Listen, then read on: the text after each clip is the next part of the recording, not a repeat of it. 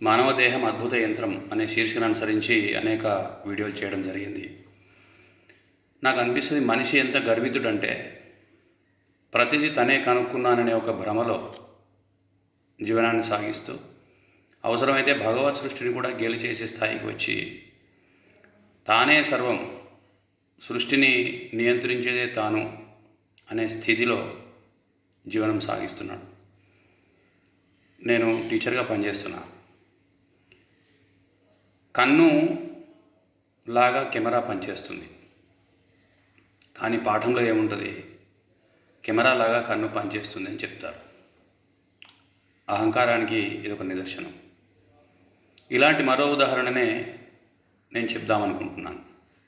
చెప్పే కంటే ముందు గౌరవనీయులు, మహనీయులు, మానవీయులు డాక్టర్ అబ్దుల్ కలాం ఒక మాట అన్నాడు: human never invents, cannot invents, he only can discover. ఉన్నదాన్ని మళ్ళీ కనుక్కొని దాన్నే కొత్తగా కనుక్కున్నట్టుగా చూపించే ప్రయత్నం మనిషి ఎప్పటి నుంచో చేస్తున్నాడు. అమెజాన్లో ఎలక్ట్రానిక్ గూడ్స్ మనం బుక్ చేస్తాం. మీరు ఒకసారి ప్యాకింగ్ గమనించండి. ఒక గట్టి అట్టడబ్బాలో మళ్ళీ ఆ ఎలక్ట్రానిక్ డివైస్ చుట్టూతా ఒక మెత్తటి కవర్ ఉంటుంది. అంటే ఎయిర్ బబుల్స్, అంటే ఎయిర్ నిండినటువంటి చిన్న చిన్న నిర్మాణాలతో. అంటే ఆ ఎలక్ట్రానిక్ డివైస్ని, అతి విలువైందిగా భావించే ఎలక్ట్రానిక్ డివైస్ని అమెజాన్ కంపెనీ వాడు ఒక గట్టి నిర్మాణంతో, దాని లోపల ఒక మెత్తటి నిర్మాణంతో ప్యాక్ చేస్తాడు. ఎందుకు? అది బాగా శ్రద్ధగా, ఎలాంటి డ్యామేజ్ కాకుండా కస్టమర్కి చేరాలని.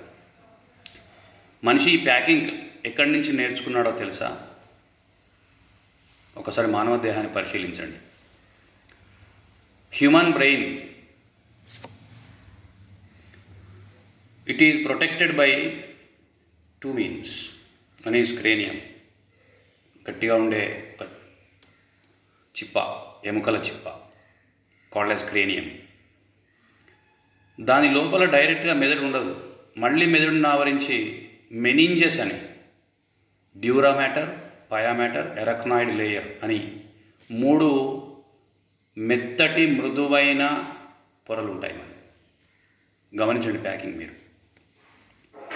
హృదయం ఉందనుకోండి, heart is protected by 2 means. One is rib cage, ఎముకల గూడు. దాని లోపల తిరిగి హృదయాన్ని మాత్రమే ఆవరించి పెరికార్డియం అని 2 పొరలు, వాటి మధ్యలో పెరికార్డియల్ ఫ్లూయిడ్ అని ద్రవం. ఇంకోటి కూడా గమనించవచ్చు మీరు. You take the example of lungs, ఊపిరితిత్తులు గమనించండి. Protected by 2 means. మరి 2 రకాలుగా రక్షణ ఇవ్వబడతాయి. ఒకటి రిబ్ కేజ్, ఇంకోటి every lung is covered and protected by the specialised layers called pleura. అంటే నేనేం చెప్పదలుచుకున్నా అంటే, ఎట్లా అయితే భగవంతుని అద్భుత సృష్టిలో తయారైనటువంటి జీవిలో, ప్రత్యేకంగా మానవుడిలో ప్రతి అవయవం రక్షణ కోసం ఒక కఠినమైన, ఒక మృదువైన పొర చేత ఆవరింపబడి ఉన్నదో, దాన్ని చూసి నేర్చుకొని మనిషి విలువైన వస్తువులను ఎలా దాచాలి అన్న విషయాన్ని ఇంప్లిమెంట్ చేస్తున్నాడు. కానీ అదే భగవత్ సృష్టి అయినటువంటి యొక్క మనసును భగవంతుడు రక్షిస్తున్నాడు, కానీ మనిషి రక్షించుకోలేకపోతున్నాడు. పరిపరి విధాల అక్కరకు రాని అనవసరమైన విషయాలపైన ఆసక్తిని కలిగింపచేస్తూ తన వెంబడి పరిగెత్తాల్సిన మనసు వెంబడి తను పరిగెడుతూ జీవన సాఫల్యాన్ని చేరుకోవడంలో విఫలమవుతున్నాడు. Thank you.